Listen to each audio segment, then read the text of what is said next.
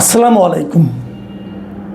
প্রিয় দর্শক, জাতীয় সংসদের অধিবেশনগুলোতে ইদানিং যদি আপনারা খেয়াল করেন, দেখবেন একটা গুরুত্বপূর্ণ বিষয় যেটা নিয়ে সবাই বেশিরভাগ সময় আলোচনা করে থাকেন, সেটা হলো গণভোট, সেটা হলো সংবিধান সংস্কার পরিষদ, সেটা হলো যে কিভাবে জুলাই সনদ বাস্তবায়ন হবে।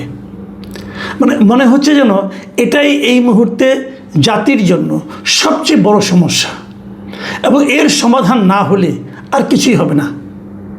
জুলাই সনদ বাস্তবায়ন নিয়ে সরকার পক্ষ থেকে স্পষ্ট বলা হয়েছে, তারা জুলাই সনদের প্রত্যেকটা বিষয় অক্ষরে অক্ষরে পালন করবে। কিন্তু সরকার বলেছে, বিএনপি বলেছে, কিন্তু জাতীয় পার্টি এবং এনসিপি তারা বলছে না, এটাকে বাস্তবায়ন করতে হবে সংবিধান সংস্কার পরিষদের মাধ্যমে। বিএনপি বলছে সংবিধান সংস্কার পরিষদ বলতে কোনো কিছুর অস্তিত্ব আমাদের সংবিধানে নেই, কাজে ওটা আমরা করব না, আমরা স্বাভাবিক নিয়মে করব। দেখুন, অনেকগুলি কিন্তু প্রশ্ন আছে, কিন্তু প্রশ্নটা হলো যে কীভাবে করা হবে, কিভাবে জুলাই সনদের প্রস্তাবগুলোকে বাস্তবায়ন করা হবে, এটাই হয়ে দাঁড়িয়েছে এখন মূল সমস্যা। জুলাই সনদের প্রস্তাবগুলো বাস্তবায়ন করা হবে কি হবে না সেটা নিয়ে কিন্তু আলোচনা না, আলোচনা হচ্ছে কিভাবে করা হবে। বিষয়টা হলো এরকম, যদি উদাহরণ দিয়ে বলি যে ভাত রান্না করা হবে, তাই না? ভাতটা কেমন হবে, ভাতটা কখন পাবো, এটা নিয়ে আলোচনা হচ্ছে না। আলোচনা হচ্ছে ভাতটা কি গ্যাসের চুলায় রান্না করা হবে, নাকি কেরোসিনের স্টোভে রান্না করা হবে, নাকি খড়ির চুলায় রান্না করা হবে। এটা নিয়ে বিতর্ক, এবং এই বিতর্কে সুরাহা না হলে রাজপথে যাওয়ার হুমকি সেটাও দিয়েছে এনসিপি এবং জামায়াত ইসলাম।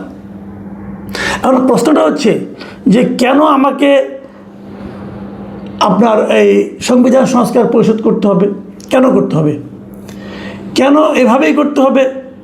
জামায়াত এনসিপির যুক্তি হলো এটা গণভোটের মাধ্যমে জনগণের রায় পাওয়া গেছে, গণভোটে জনগণের রায়ের বাইরে কোনো কথা নাই, জনগণ বলেছে করতে হবে, এভাবে হুবহু, এখানে কোনো আলোচনা হবে না, করতে হবে।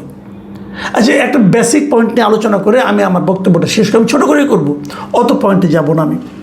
প্রথমত প্রশ্ন হলো, ভাই গণভোটটা কে করেছে? সরকার করেছে।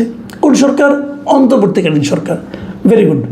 কারণ গণভোটটা তো আমাদের সংবিধানে নাই, তাহলে আপনি গণভোটটা পেলেন কোথায়?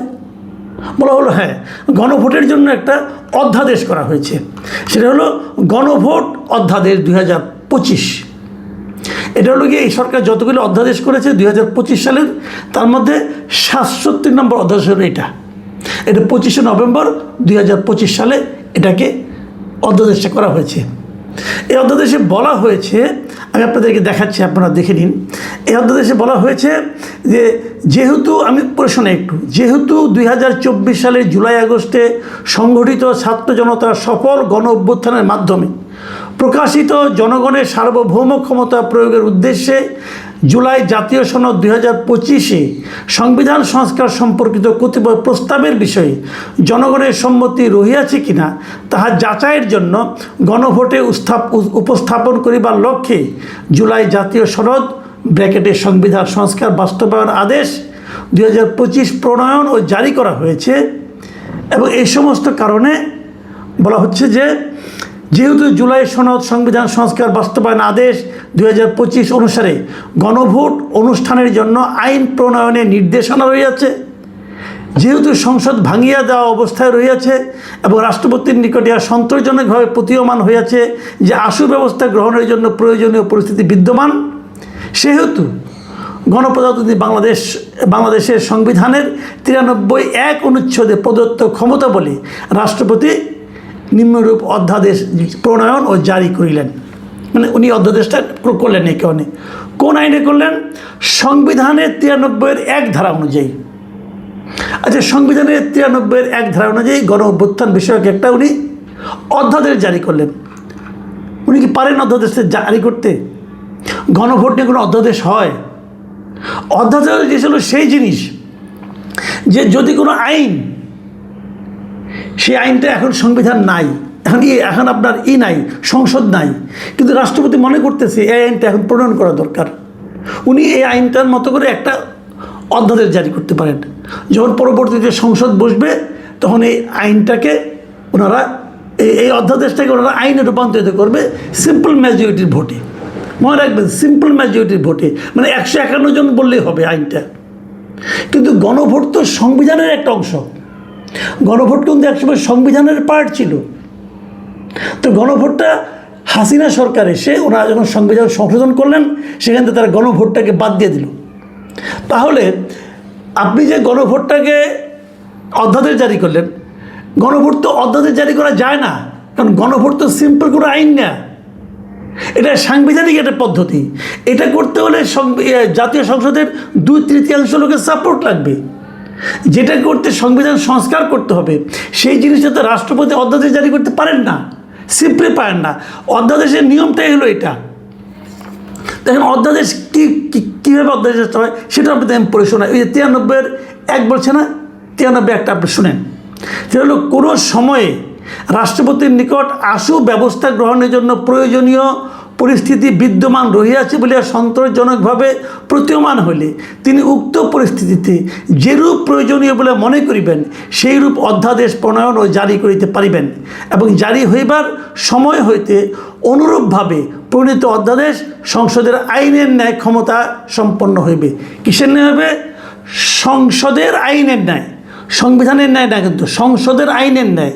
মানে সংসদ যখন যেভাবে আইন প্রণয়ন করে সিম্পল মেজরিটি দিয়ে, সেরকমভাবে যে সমস্ত আইন করা যায় সেই আইনের মতো একটা কিছু উনি সংবিধানে উনি অধ্যাদেশ জারি করতে পারবেন, অন্যগুলি পারবেন না।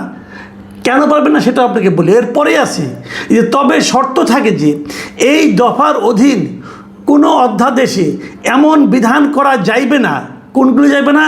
যাহা এই সংবিধানের অধীন সংসদের আইন দ্বারা আইনসঙ্গতভাবে করা যায় না। মাথায় রাখবেন, যেগুলো সংসদের আইন দ্বারা করা যায় না সেগুলো অধ্যাদেশেও করা যাবে না। তো আপনি কি সংসদের সিম্পল মেজরিটি দিয়া, সিঙ্গেল মেজরিটি দিয়া আপনি গণভোট করতে পারবেন?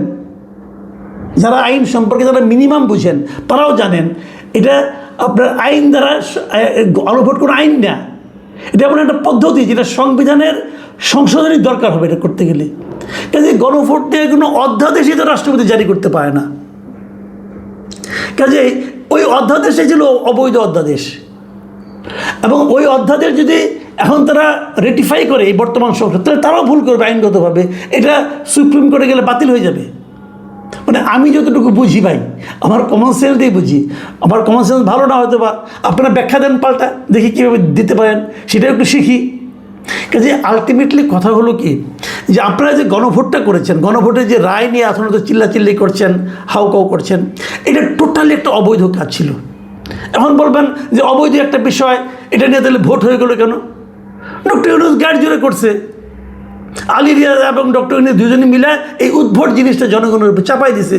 এবং শুরু থেকে যখন গণভোট তারা করে, শুরু থেকে আমি বলে আসছি এটা একটা অবৈধ কাজ, টোটালি একটা অবৈধ কাজ। আলী রিয়াজ এবং ডক্টর ইউনূস গং এরা জোর করে এই জাতির উপর চাপিয়ে দিয়েছে, এবং সেখানে করতে যে কোটি কোটি হাজার হাজার কোটি টাকা তারা অপব্যয় করেছে, অপচয় করেছে। এটা এদের ঘাড়ে ধরে আদায় করা উচিত আমি মনে করি। এটা অপচয় করেছে একটা, এবং সেই অপচয় করতে যে তারা গণভোটের পক্ষে পুরো প্রশাসনকে লাগিয়ে দিয়েছে, ওটা হলো আরেকটা বেআইনি কাজ করেছে। এবং প্রত্যেকটা প্রশাসনের ব্যক্তি যারা সঙ্গে জড়িত ছিল ওদের শাস্তি হওয়া উচিত। এটা কেউ বলতেছে না এখন, আমি তখনও বলেছি এদের শাস্তি হওয়া উচিত, এই সব ডিসিদের শাস্তি হওয়া উচিত, মিনিমাম 1 বছরের জেল হওয়া উচিত।